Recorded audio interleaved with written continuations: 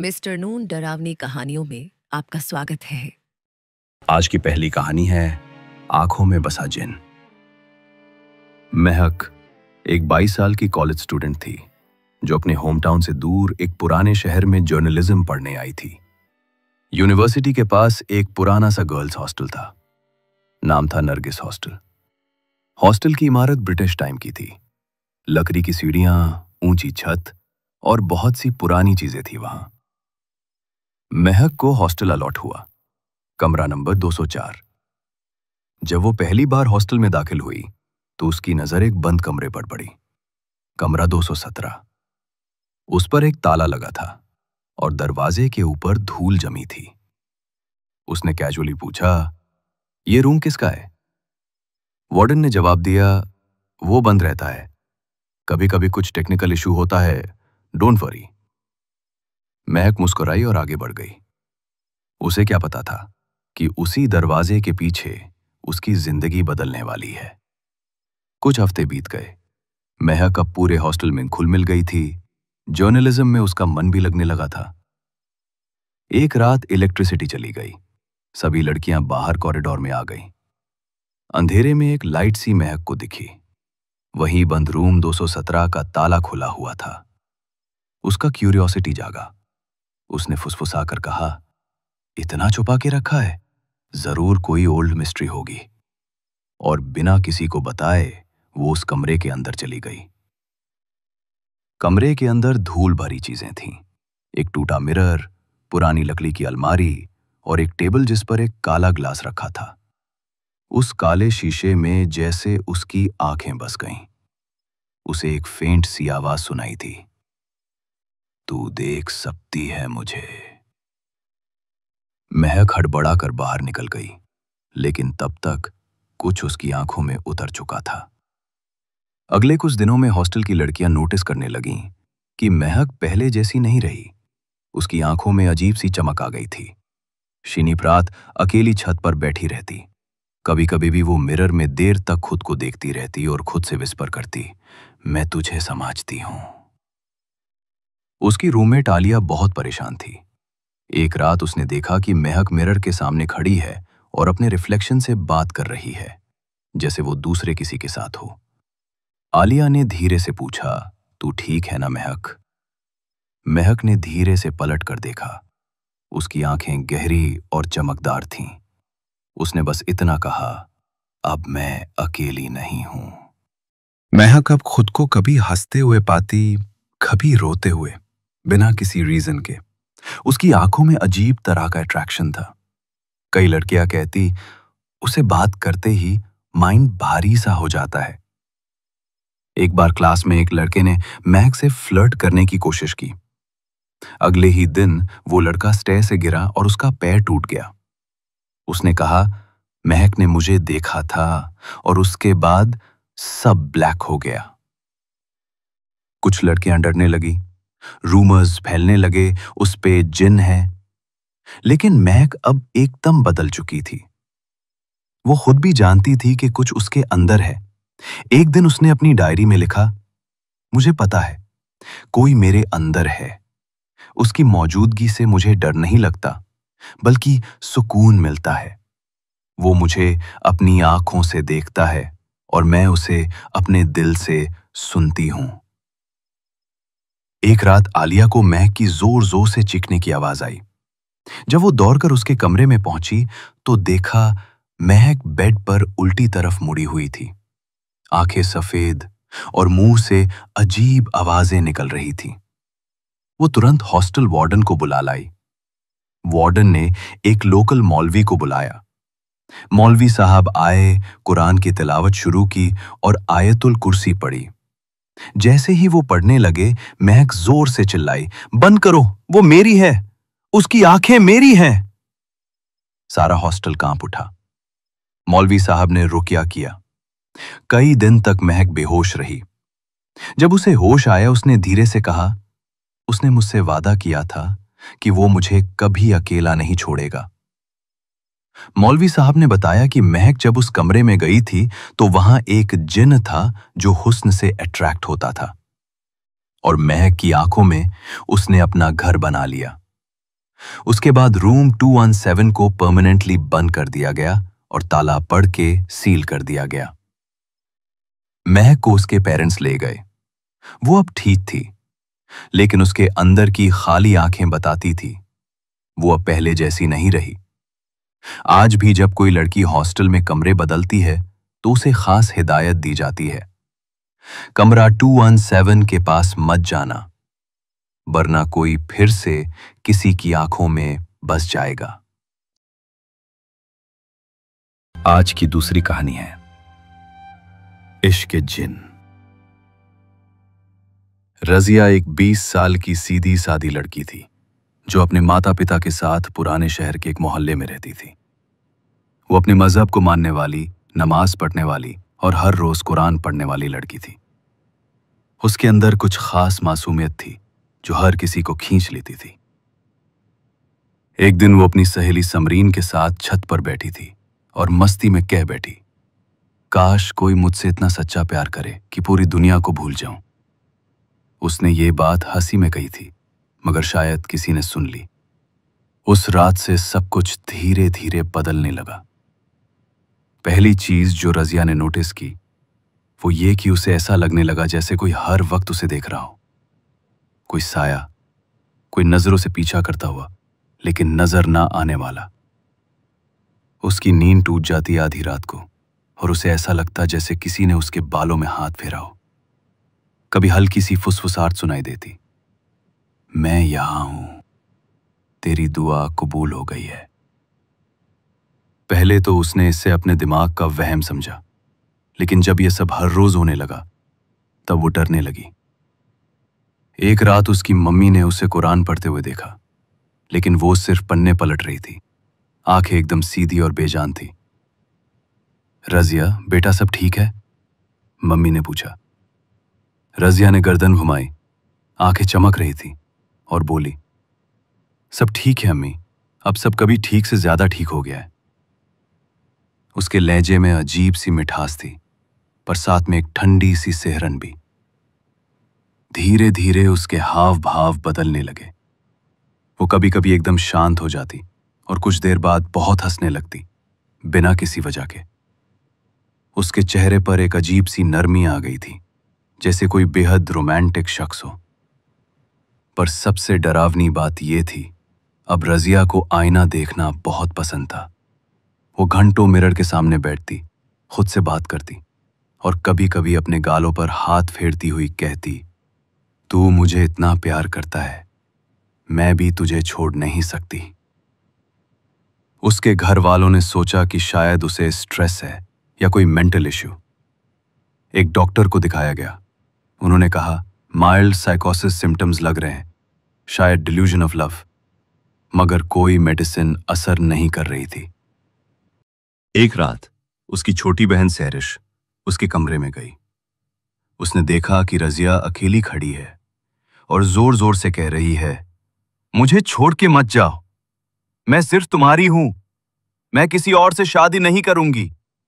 लेकिन कमरे में कोई नहीं था। सहरिश डर के मारे चीख पड़ी। पूरा घर दौड़ आया। जब सबने रजिया को पूछा कि वो किससे बात कर रही थी, तो वो मुस्कुराई और बोली, आप लोग उससे क्यों नहीं देख सकते, वो यहां है, मेरे पास, मेरा आशिक है। अब मामला बहुत क्लियर हो गया था। ये किसी इंसानी आशिक का मामला नहीं था। रातों में अब उसके चेहरे का रंग बदलने लगा था। आंखों के नीचे काले घेरे, लेकिन आंखों में गहरी चमक। उसकी आवाज कभी बहुत मीठी हो जाती और कभी मर्दों जैसी भारी। उसके अब्बू ने लोकल मस्जिद के एक बुजुर्ग मौलाना साहब को बुलाया, जो रूहानी इलाज भी करते थे। मौलाना साहब आए, कुरान की आयतें पढ़ीं। जैसे ही उन्होंने सूरह बकरा पढ़ना शुरू किया, रजिया जोर से चीखने लगी, उसे मत बुलाओ, वो मुझे छीन लेगा, मुझे उसके साथ रहना है। उसकी आवाज बदल गई थी।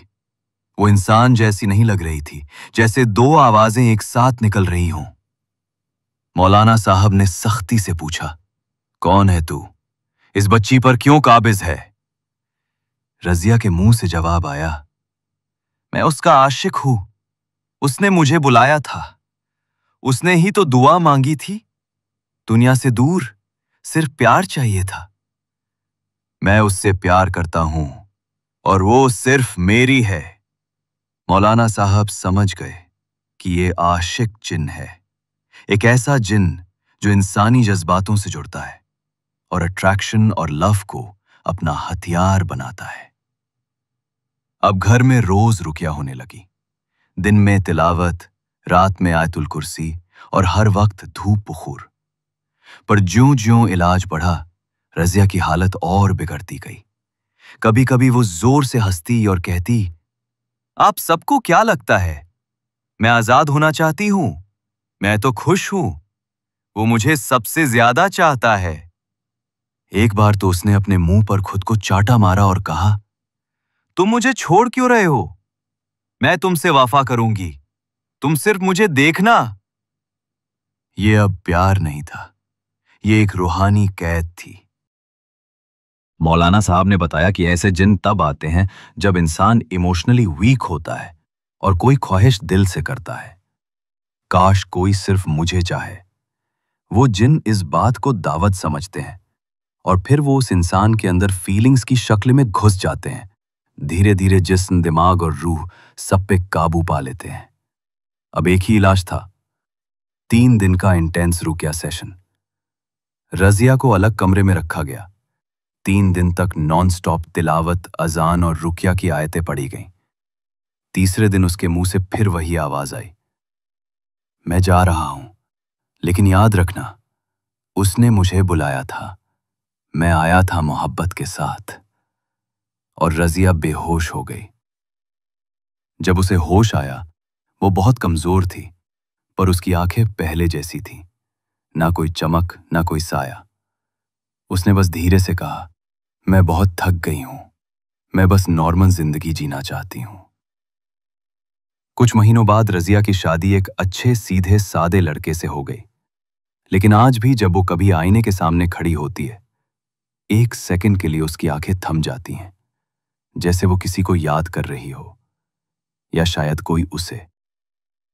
मोहब्बत एक खूबसूरत एहसास है, लेकिन जब वो खाली तन्हाई में मांगी जाए, तो कभी कभी कोई और उस जगह को भर देता है। और आज की आखिरी कहानी है बंद दरवाजे के पीछे। नाइमा एक समझदार और शरीफ लड़की थी। 23 साल की उम्र में उसकी सगाई एक अच्छे घर के लड़के सलमान से तय हो चुकी थी। सब खुश थे। नाइमा की माँ रोज कहती, माशाल्लाह, मेरी बेटी की किस्मत चमक उठी है। नाइमा भी खुश थी, पर वो पूरी तरह से सुकून में नहीं थी। वजह अजीब थी और उसे समझ नहीं आ रही थी कि वो किससे कहे। दरअसल कुछ महीनों से नाइमा को एक ही सपना बार बार आता था। सपने में एक पुराना लकड़ी का दरवाजा होता था, बेहद भारी, जंग लगे ताले वाला। दरवाजे के पीछे कोई था जो उसकी ओर खींच रहा था। हर बार एक धीमी आवाज आती, तेरी जगह यहां है, वापस आ जा। नाइमा जब सुबह उठती तो उसका दिल बहुत तेज धड़कता, कई बार पसीने से भीगी होती। उसने मां को बताया, लेकिन उन्होंने कहा, शायद टेंशन है शादी की, फिक्र मत कर, कुछ नहीं है बेटा। पर नाइमा जानती थी, कुछ है, कुछ ऐसा जो सिर्फ सपना नहीं है। नाइमा ने फैसला किया कि वो रोज रात को आयतुल कुर्सी और 4 कुल पढ़कर सोएगी। उसने एक तावीज भी पहनना शुरू कर दिया जो लोकल मौलाना ने दिया था। लेकिन अजीब बात यह हुई, ताबीज पहनने के बाद उसके सपने ज्यादा इंटेंस हो गए। अब दरवाजे के पीछे से वो साया बोलता नहीं था, बल्कि चीखता था, वो मेरा हक है, उसने मुझे चुना था, तू उसे छीन नहीं सकती। नाइमा रातों को चौंक कर उठती और उसे लगता जैसे कोई उसकी गर्दन को छू रहा हो। धीरे धीरे उसके बिहेवियर में भी फर्क आने लगा। उसके चेहरे पर अजीब सी उदासी थी। वो की बात होती ही वो चुप हो जाती। वो खुद से बातें करने लगती। उसकी छोटी बहन नरगिस ने एक दिन बाथरूम के बाहर उसकी आवाज़ सुनी। नाइमा अपने आप से लड़ रही थी, जैसे कोई अंदर से बाहर निकलना चाह रहा हो। नरगिस ने झांक कर देखा। नाइमा आईने में खुद को घूर रही थी और कह रही थी, मैं उसकी हूं, मुझे सलमान नहीं चाहिए, मुझे वापस जाना है। नाइमा के घर वालों को समझ नहीं आ रहा था कि ये क्या हो रहा है। इसी दौरान उसकी एक मौसी जो दिल्ली में रहती थी मिलने आई। वो काफ़ी रिलीजियस थीं और रूहानी मसलों को समझती थीं। नाइमा को देखकर उन्होंने बस इतना कहा, इस लड़की की आंखों में कुछ और भी है, सिर्फ वो नहीं बोल रही। मौसी ने एक रूहानी इलाज करवाने वाले बुजुर्ग पीर कासिम को बुलाया। पीर कासिम जैसे ही कमरे में दाखिल हुए, नाइमा ने उनकी तरफ देखा और एक जोर की चीख मारी। उसके चेहरे का रंग बदल गया, आंखें सफ़ेद हो गईं, उसकी आवाज़ बदलकर मर्द जैसी भारी हो गई थी। ये मेरी है, मैं उसे ले जाऊंगा, वो मुझे याद करती है रोज। पीर कासिम ने कुरान की तिलावत शुरू की, सूरह जिन, आयतुल कुर्सी और सूरह बकारा। नाइमा छटपटाने लगी। उसका जिस्म कांप रहा था। पूरे घर में ठंडी हवा चलने लगी, जैसे कमरे का तापमान गिर गया हो। पीर कासिम ने सख्ती से पूछा, तू कौन है? इस पर क्यों कबू जमा? उस जिन ने जवाब दिया, मैं वाली हूं, वो मेरी थी। उसने एक पुरानी जिंदगी में मुझे अपना कहा था। मैं उस वक्त नहीं मिला, पर अब उसका निकाह होने से पहले मैं वापस आया हूं। पीर कासिम समझ गए, ये कोई आम पोजेशन नहीं था, ये पास्ट लाइफ बॉन्ड जैसा कुछ था, या कम से कम जिन ऐसा बिलीव कर रहा था। पीर कासिम ने 3 दिन का रुकिया शेड्यूल किया। पहले दिन नाइमा चीखी, लड़ी, बद्दुआएं दी, उसने खुद को दीवार पर दे मारा। घर वालों को डर था कि वो खुद को नुकसान न पहुंचा ले। दूसरे दिन उसकी आवाज भारी हो चुकी थी।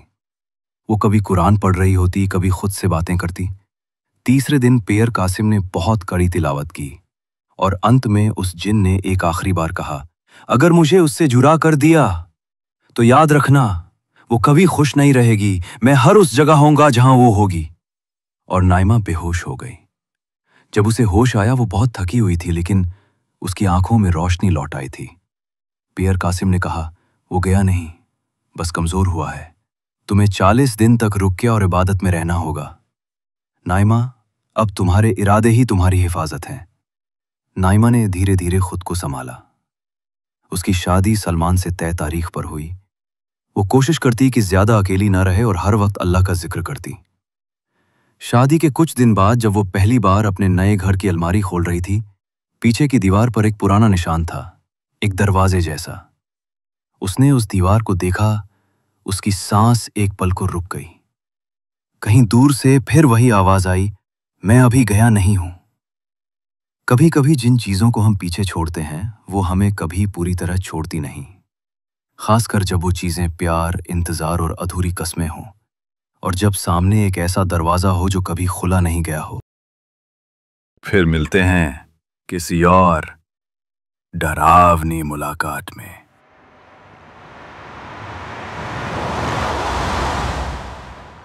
खुदा हाफिज, stay safe, especially at night.